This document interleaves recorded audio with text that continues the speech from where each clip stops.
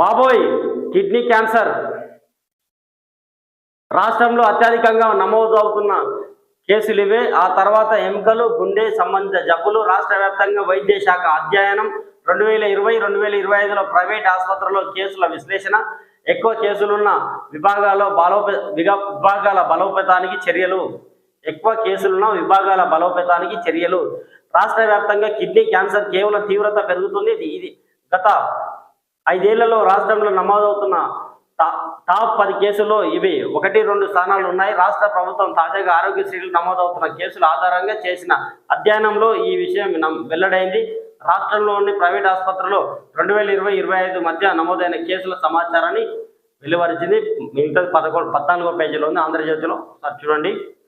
సంక్షేమ హాస్టళ్లపై ప్రత్యేక శ్రద్ధ పెట్టండి. విద్యార్థులకు అందే సేవలకు యాప్లు, వసతి గృహాల నిర్వహణకు 60 కోట్లు. విద్యార్థులు, ఉద్యోగులకు బయోమెట్రిక్. ఉన్నత అధికారులతో సమీక్షలో సీఎం రేవంత్.